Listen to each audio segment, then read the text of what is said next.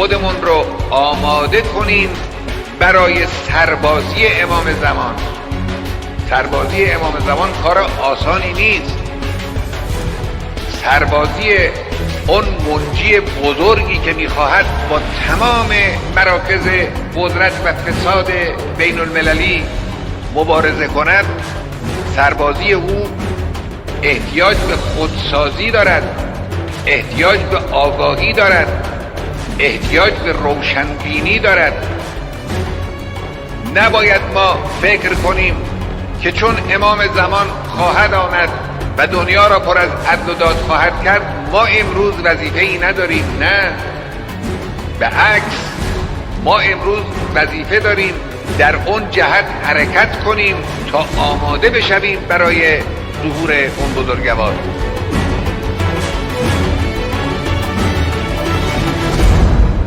سربازی امام زمان کار آسانی نیست.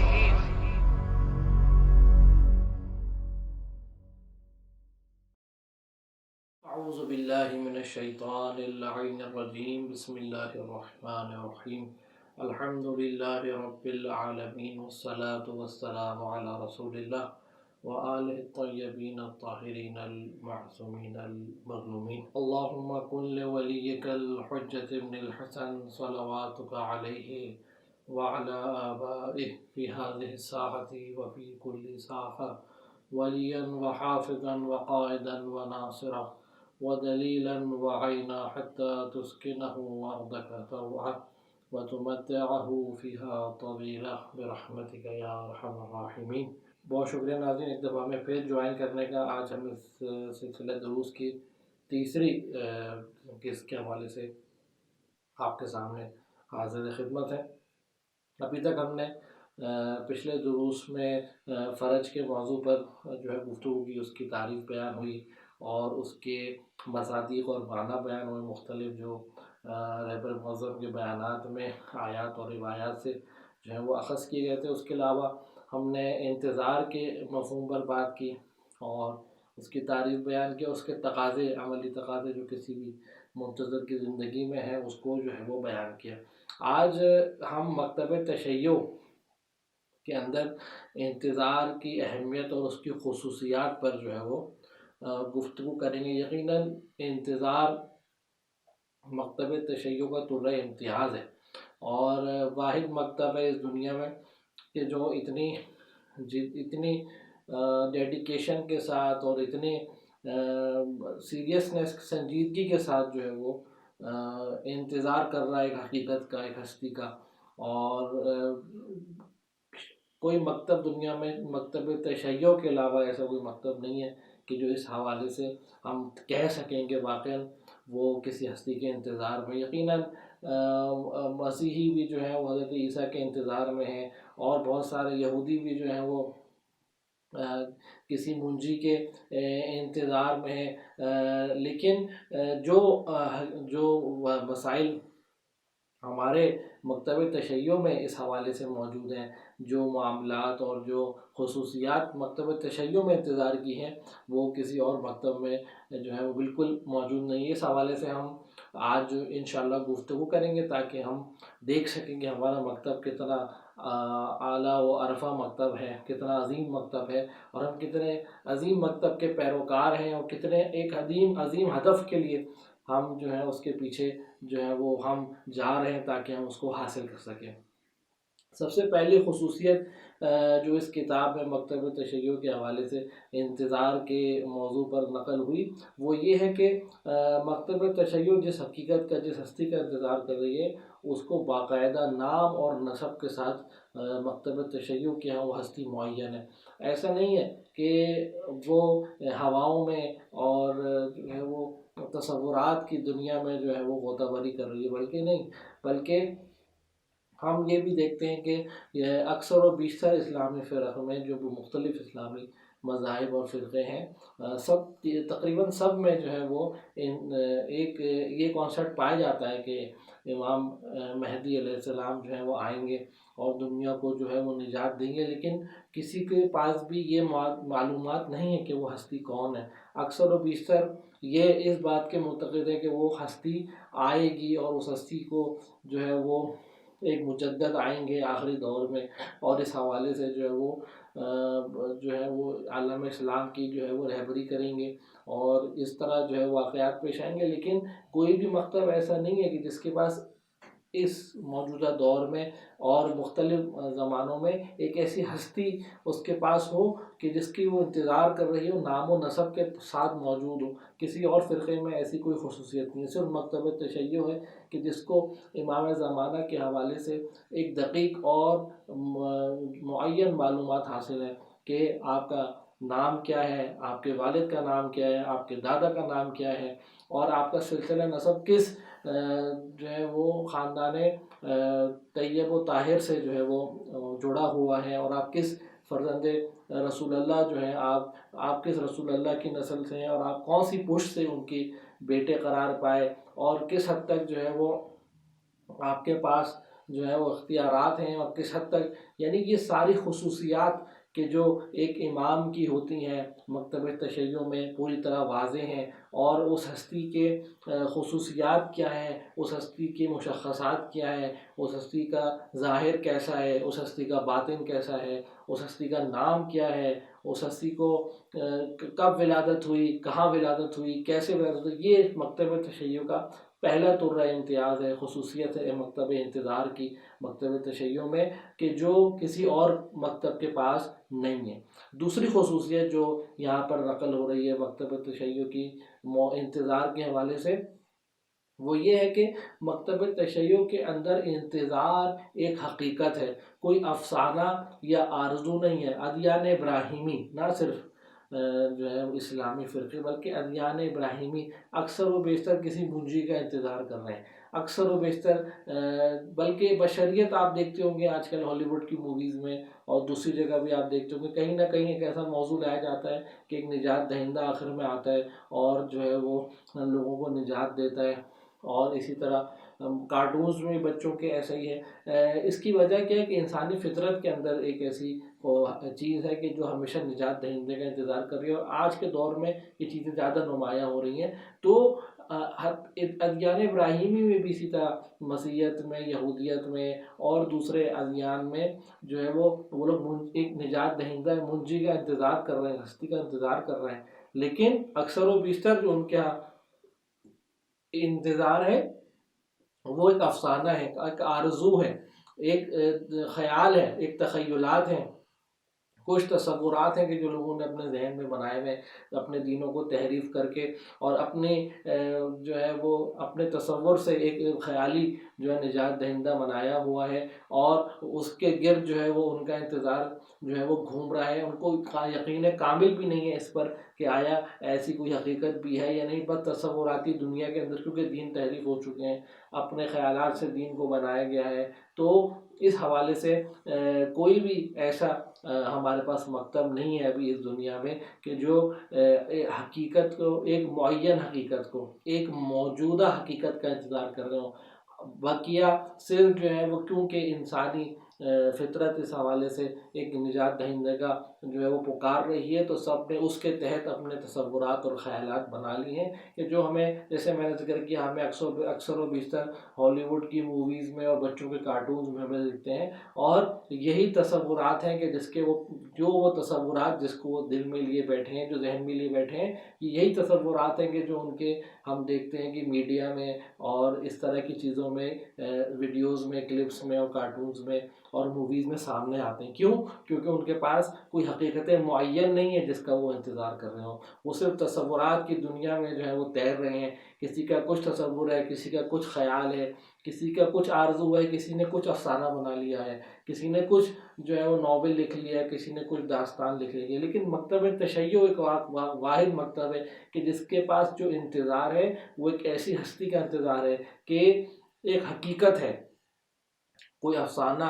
اور کوئی جو ہے وہ آرزو نہیں ہے، کوئی داستان نہیں ہے، کوئی سٹوری نہیں ہے، کوئی مووی نہیں ہے، کوئی کارٹون کا نجات دہندہ نہیں ہے کہ ہم کہیں کہ سپر مین ہے، اسپائڈر مین ہے، یا مختلف اور جو مشہور و معروف کریکٹرز بنائے گئے ہیں تاکہ انسانی فطرت کی پیاس کو بجھایا جا سکے. انسانی فطرت جو پیاسی ہے آج کل نجات دہندہ کی، تو جن کے پاس حقیقت معین نہیں ہوتی وہ پھر ان لوگوں میں ان چیزوں میں جو ہے اپنے آپ کو مشغول کر لیتے ہیں تاکہ وہ اپنی پیاس کو بجھا سکیں. تو یہ جو ہے وہ دوسری خصوصیت تھی مکتب تشیع میں انتظار کے موضوع کے حوالے سے، مہذبیت کے حوالے سے. تیسری خصوصیت یہ ہے جب ایک نام و نسب کے ساتھ ایک ہستی معین ہو گئی اور یہ حقیقت کا روپ اس نے ڈھال لیا نہ افسانہ اور آرزو کا، تو اب ایک ایک شخص جو ہے مکتب تشیع کے اندر اپنے امام سے قلبی طور سے رابطہ رکھے ہوئے ہے. حالانکہ ظاہری طور سے وہ ہستی غائب ہے، لیکن ہر ایک شخص، ہر ایک فرد اپنے آپ کو اس امام کے حضور میں جو ہے وہ دیکھتا ہے، اپنا قلبی رابطہ اس امام سے بنائے رکھا ہوا ہے، اپنے آپ کو جوڑا ہوا ہے اس امام سے. کیوں؟ کیونکہ مکتب تشیع نے جس تصور امامت کو پیش کیا ہے، اس کے نزدیک امام جو ہوتا ہے وہ سارے کائنات پر جو ہے وہ تصرف رکھتا ہے، وہ ساری کائنات پر جو ہے اس کا جو ہے وہ کائنات جو ہے اس کے ہاتھ میں کف دست کی طرح ہوتی ہے، 5 انگلیوں کی طرح اس کے سامنے پوری کائنات ہوتی ہے. تو تشیع کے اندر جو امامت کا تصور ہے، اس میں جو امام ہوتا ہے وہ مومنوں کے نفسوں پر مومنین سے زیادہ جو ہے وہ حق رکھتا ہے، وہ مومنین کے نفسوں پر احاطہ رکھتا ہے اس سے زیادہ کہ مومنین اپنے نفسوں پر احاطہ رکھتے ہوں. لہٰذا ہر تشیع کے اندر ہر فرد کا اپنے امام سے قلبی رابطہ ہوتا ہے، ایک روحانی رابطہ ہوتا ہے، ایک دلی رابطہ ہوتا ہے. اور یہی وجہ ہے کہ بظاہر تو امام علیہ السلام غائب ہے، لیکن در حقیقت ایک شیعہ معاشرے میں، ایک شیعہ سماج میں، ایک شیعہ مکتب میں وہ در حقیقت مومنوں کے درمیان موجود ہوتے ہیں. اب وہ کس طرح موجود ہوتے ہیں؟ ظاہری طور سے موجود نہیں ہوتے، لیکن مومنوں کے دلوں میں، مومنوں کے درمیان، مومنین اپنے حقیقی مومنین اپنے آپ، اپنے گھر والوں، اپنے اولاد، اپنے فرزندوں اور اپنے احباب سے سب سے زیادہ اپنے امام کو چاہتے ہیں، اپنے امام کو اپنے پاس، اپنے نزدیک پاتے ہیں، اس امام کے حضور میں ہوتے ہیں، اس امام کی خدمت میں حاضر رہتے ہیں، ہم وقت اس سے لاؤ لگاتے ہیں، اس کی یاد میں رہتے ہیں. یہ چیز باعث بنتی ہے کہ مومنین کے درمیان امام زمانہ کا جو وجود ہے وہ ہمیشہ کے طور سے جو ہے وہ حاضر رہے. اور یہی وجہ ہے کہ ہم جس امام کو مکتب تشیع جس امام منتظر کا تصور پیش کرتا ہے، وہ غائب امام ظاہری طور سے ہے، لیکن در حقیقت وہ امام حاضر ہے. اور یہ وہ اہم ایک خصوصیت ہے کہ جو کسی اور مکتب میں بالکل بھی نہیں پائی جاتی. ہمیشہ امام کو حاضر و ناظر جاننا، ہمیشہ امام کے حوالے سے متوجہ رہنا، امام کی خدمت میں جو ہے وہ اپنے اعمال، جیسے کہ روایات میں ہے کہ ہر شب جمعہ مومنین کے اعمال جو ہیں امام زمانہ علیہ السلام کی خدمت میں پیش ہوتے ہیں. اسی حوالے سے مومنین جو ہیں وہ مختلف اعمال جو ہے وہ اس حوالے سے انجام دیتے ہیں تاکہ وہ امام زمانہ سے جو ہے وہ نزدیک ہو سکیں. اسی لیے آپ دیکھتے ہیں کہ محفل جشن 15 نیمہ شعبان کی کتنے جو ہے وہ شوق اور زور و شور سے منائی جاتی ہے پوری دنیا میں. کس طرح جو ہے وہ پوری رات محفلیں اور جو ہے وہ دعائیہ محفلیں منعقد ہوتی ہیں. اسی طرح لوگ زیارات کا جو ہے وہ رخ کرتے ہیں، مقامات مقدسہ پہ زیارت کرتے ہیں. اسی طرح امام زمانہ کی زیارتوں کی تلاوت کرتے ہیں نیمہ شعبان تاکہ ان سے لو لگا سکیں. اسی حوالے سے تو کہنا چاہیے یہ مکتب تشیع کی جو ہے وہ انتظار کے حوالے سے تیسری خصوصیت تھی. چوتھی خصوصیت یہ کہ مکتب تشیع کے اندر جو انتظار ہے وہ ایک زندہ اور ایک موجود ہستی کا انتظار ہے. کسی ایسی ہستی کا انتظار نہیں ہے کہ جیسے دوسرے مذاہب میں ہے کہ جو بعد میں وجود میں، بعد میں دنیا میں آئے گا، ابھی دنیا میں پیدا نہیں ہوا اور نہیں معلوم اس کا نام کیا ہے، نسب کیا ہے اور وہ کس طرح دنیا میں آئے گا، کچھ نہیں پتا. بس ایک خیالی اور ایک تصوراتی چیز کا انتظار ہو رہا ہے دوسرے مکاتب میں. لیکن مکتب تشیع کے اندر جس ہستی کا انتظار ہے وہ ہستی موجود ہے اور حاضر ہے اور وہ لوگوں کو دیکھ رہی ہے، جیسے کہ پچھلی بحث میں عرض کیا، لوگوں کے درمیان موجود ہے، حاضر اور ناظر ہے.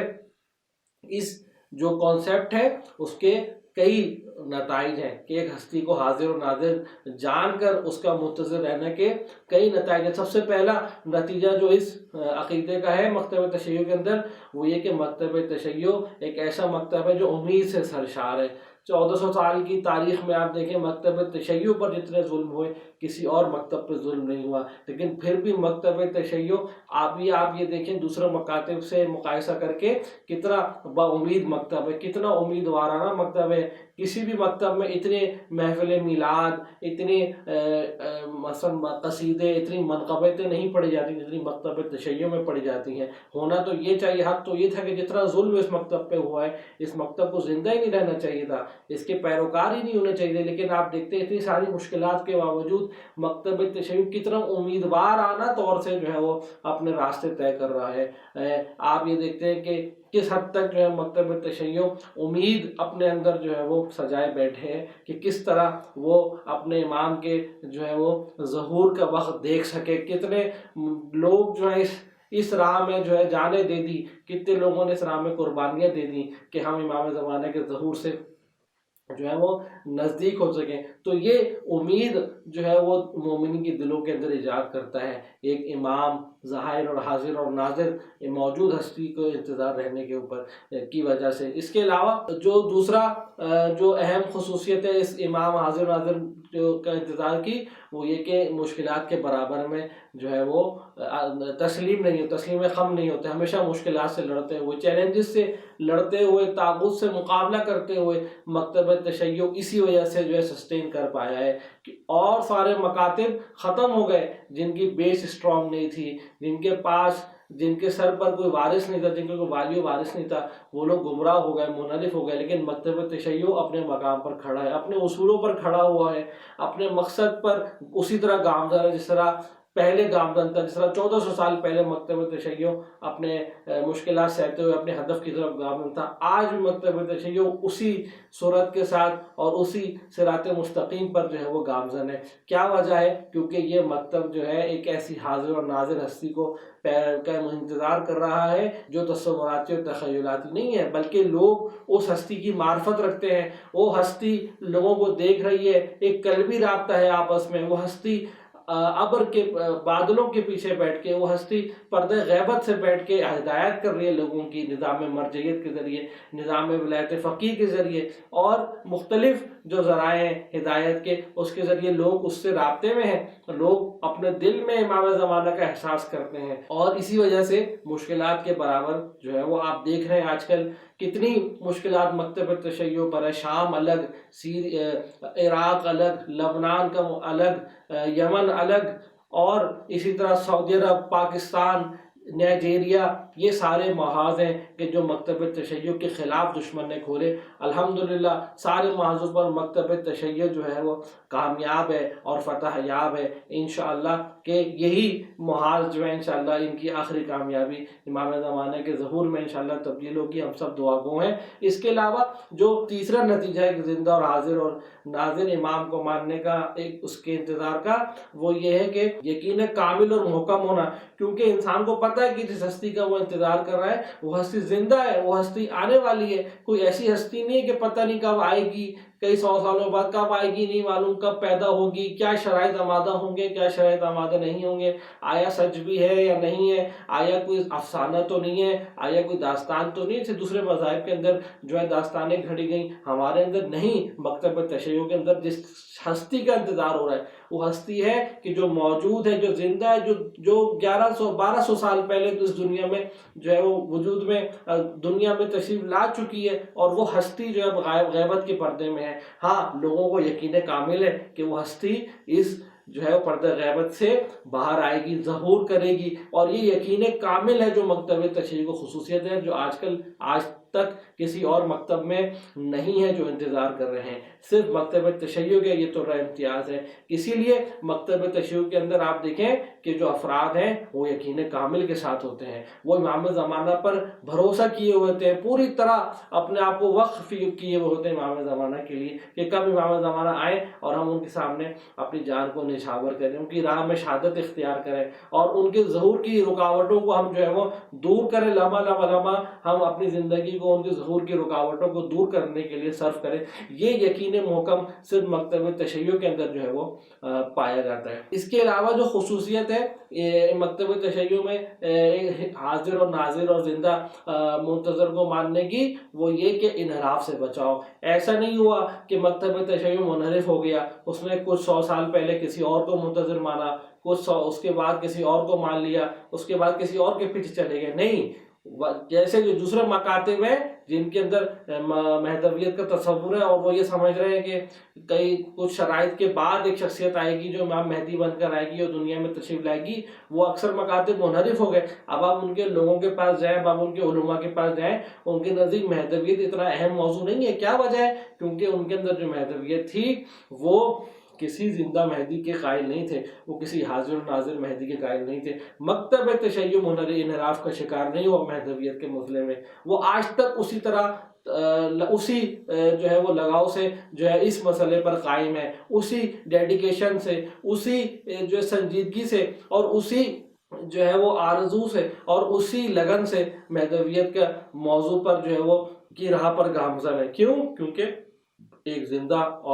زندہ حقیقت کو انتظار کیا جا رہا ہے، نہ بعد میں آنے والی تصوراتی تخیلاتی کسی ہستی کا۔ یہ جو تھی وہ آخری خصوصیت تھی زندہ اور موجودہ ہستی کا انتظار کرنے میں کے لیے، اور جو یہ خصوصیتیں یقیناً کیونکہ صرف مکتب تشیع ہے کہ جو زندہ ہستی کو جو ہے وہ انتظار کر رہا ہے۔ اس کے علاوہ جو یہاں پر مکتب تشیع کے حوالے سے بحث ہو رہی ہے، جو اصلی موضوع انتظار اور مکتب تشیع، تو اس میں ایک جو بحث اہم ہے عاشورہ اور مہدویت کی بحث ہے کہ مکتب تشیع کے اندر جو عاشورہ کا جو ہے وہ کانسیپٹ ہے، جو عاشورہ کی ویلیوز ہیں، جو عاشورہ کو ایک خاص مقام حاصل ہے، واقع عاشورہ کو، اس کا مہدویت سے بہت ہی جو ہے وہ اہم رابطہ ہے، بہت ہی نزدیکی رابطہ ہے، بہت ہی گہرا رابطہ ہے۔ وہ کس طرح کہ عاشورہ جو ہے وہ آمادہ کرتا ہے لوگوں کو مہدویت کے لیے۔ عاشورہ بتاتا ہے کہ اگر امام زمانہ کی نصرت کرنی ہے تو کس طرح نصرت کرنی ہے، اس طرح نصرت کرنی ہے کہ جس طرح عاشورہ کے اندر اصحاب امام حسین نے جو ہے وہ نصرت کی امام حسین علیہ السلام کی۔ ایسا نہ ہو کہ ہم لوگ امام زمانہ کا انتظار کرتے رہیں، انہیں دعوت دیتے رہیں، لیکن آخر میں کوفیوں کی طرح، آخر میں بعض مدینے والوں کی طرح امام کو جو ہے وہ اکیلا چھوڑ دیں اور دل میں عقیدت رکھتے ہوئے ان کو اکیلا چھوڑ دیں اور ان کو میدان کربلا میں اکیلا جو ہے تنہا جو ہے وہ ذبح کر دیا جائے۔ یقیناً یہ ایک اہم رابطہ ہے عاشورہ اور مہدویت میں کہ منتظرین کو بتاتی ہے عاشورہ، واقع عاشورہ مکتب تشیع میں منتظرین کو بتاتا ہے کہ اگر آپ نے امام زمانہ کے لیے انتظار کرنا ہے تو کیسے انتظار کرنا ہے، ایسے انتظار کرنا ہے جیسے اصحاب امام حسین علیہ السلام نے امام حسین علیہ السلام کی نصرت کی تھی۔ شب عاشور انتظار کر رہے تھے کہ وہ کب ہم صبح جو ہے عاشور کے دن امام حسین علیہ السلام کی نصرت کریں گے۔ البتہ یہاں پر رہبر موضوع میں ایک نقطہ اور بیان کرتے ہیں کہ منتظر کیا ہوتا ہے۔ جیسے امام حسین علیہ السلام اگر ان کا کوئی بھی ساتھ نہ دیتا عاشورہ کے دن، جو 72 صحابی تھے وہ بھی چلے جاتے کہ جو ممکن نہیں تھا، البتہ تصور کیا جا سکتا ہے صرف اس بات کو سمجھانے کے لیے، تو ایسا نہیں تھا کہ امام حسین علیہ السلام اپنے مقصد سے پیچھے ہٹ جاتے، نہیں، امام حسین علیہ السلام پھر بھی اکیلے اس راہ پر ڈٹے رہتے اور آپ شہادت کی منزل پر فائز ہوتے۔ جیسے کہ شب عاشور آپ نے جو ہے وہ بیعت اٹھا لی تھی، چراغ جو ہے وہ خاموش کر کے، چراغ بند کر کے، چراغ کو بجھا کر، لیکن لوگ باوفا ساتھیوں نے ساتھ دیا۔ مولا عباس نے آپ کا دامن نہیں چھوڑا، حضرت علی اکبر نے آپ کو نہیں چھوڑا، 72 صحابیوں نے آپ کو نہیں چھوڑا۔ اسی طرح رہبر موضوع فرماتے ہیں امام خمینی بھی اسی طرح تھے، امام خمینی بھی تن تنہا جو ہے وہ امام حسین علیہ السلام کی راہ پر کھڑے رہے، اور اگر ان کے قریبی ساتھی ان کا ساتھ نہ دیتے پھر بھی امام خمینی اس طرح پیرو حسین تھے اور اس طرح امام زمانہ کے منتظر تھے کہ وہ اکیلے کھڑے رہتے اور اکیلے اس شہنشاہیت کا مقابلہ کرتے اگر کوئی ان کا ساتھ نہ دیتا۔ اور یہاں سے ہمیں پتہ چلتا ہے کہ کس طرح ایک منتظر آج کے زمانے میں امام زمانہ علیہ السلام کی نصرت کر سکتا ہے، کہ وہ اس خمینی زمان سے اور اس خمینی زمان نے کہ جو امام حسین علیہ السلام سے جو درس لیا، جو ورثہ لیا اس کو اپنی زندگی پر جو ہے وہ اپلائی کر کے وہ امام زمانہ کا حقیقی منتظر بن سکتا ہے۔ تو یہ مہدویت اور عاشورہ کا ایک گہرا رابطہ کہ جو مکتب تشیع کے جو نظریہ انتظار ہے اس کی ایک خصوصیات میں سے ہمارے پاس موجود ہے۔ یہاں پر آخر میں ایک اعتراض جو رہبر موضوع ذکر کر رہے ہیں کہ اس بحث مہدویت میں جو تشیع کے اندر موجود ہے ایک اعتراض ہوتا ہے، اور وہ یہ اعتراض کیا ہوتا ہے کہ کس طرح ایک ہستی جو ہے اتنے سالوں سے زندہ ہے اور جوان کی جوان ہے، اور یہ کیسے ممکن ہے؟ نیچرل طور سے تو یہ ممکن نہیں ہے فزیکلی کہ ایک ہستی 1400 سال تک زندہ رہے اور وہ جوان کی جوان بھی رہے، پہلے تو اتنے عرصے زندہ رہے، اور پھر یہ کہ وہ 40 سال جیسے کہا گیا کہ امام زمانہ کی عمر 40 سال ہے، تو وہ 40 سال کی جو ہے وہ عرصے پر جو ہے وہ برقرار رہے گی اتنے عرصے۔ تو رہبر معظم یہاں کہتے ہیں کہ اس میں کوئی اچھمبے کی بات نہیں ہے، اس سے پہلے قرآن گواہی دے چکا ہے حضرت نوح کے حوالے سے کہ آپ کی عمر 950 سال آپ کی عمر تھی، اور دوسری بات یہ کہ حضرت عیسیٰ کے حوالے سے تو سارے مکاتب اسلامی جو ہے وہ متفق ہے کہ آپ غیبت اختیار کیے ہوئے ہیں، جس طرح حضرت عیسیٰ ہزاروں سال سے جو ہے وہ غیبت اختیار کیے ہوئے ہیں، امام زمانہ سے کئی ہزاروں سال پہلے کے حضرت عیسیٰ جو ہے وہ غیبت اختیار کیے ہوئے ہیں، تو امام زمانہ کے حوالے سے کوئی ایسا اعتراض کی اہمیت نہیں رکھتا۔ اور یہ جو اعتراض ہے در حقیقت لا علمی کی بنیاد پر ہے، قرآنی مفاہیم سے اور روایات سے، اگر قرآن میں دیکھا جائے تو ایسی کوئی مشکل نہیں ہے۔ اور دوسری یہ اعتراض کا جواب دوسرا یہ کہ یہاں پر رہبر موضوع آخر میں فرما رہے ہیں کہ امام زمانہ جس طرح لوگوں کے درمیان موجود ہیں وہ بالکل اس کی مثال حضرت یوسف اور ان کے بھائی جیسی روایات میں آیا ہے کہ ہمارا مہدی، ہمارا آخری جو ہوگا غیبت کے درمیان لوگوں کے درمیان اس طرح موجود ہوگا کہ جس طرح یوسف اپنے بھائیوں کے درمیان موجود تھا، لیکن بھائی اسے پہچان نہیں پا رہے تھے، بھائی اس کو جو ہے وہ درک نہیں کر پا رہے تھے۔ وہ یوسف کو دیکھتے تھے، یوسف سے بات کرتے تھے، یوسف سے ملتے تھے، لیکن اس کو پہچانتے نہیں تھے۔ تو یہ جو ہے آج کے درس میں ہم نے مکتب تشیع کے اندر نظریہ انتظار کی خصوصیات کے حوالے سے آپ کے سامنے جو ہے کچھ عرائض پیش کی۔ امید ہے کہ انشاءاللہ یہ مختصر عرائض آپ کے لیے مفید اور بابرکت اور جو ہے فائدہ مند ثابت ہوں گے۔ اپنے فیڈ بیک سے ہمیں آگاہ کرتے رہیے گا انشاءاللہ۔ اگلے درس تک کے لیے اجازت دیجیے۔ والسلام علیکم ورحمۃ اللہ وبرکاتہ۔ خودمون رو آماده کنیم برای سربازی امام زمان.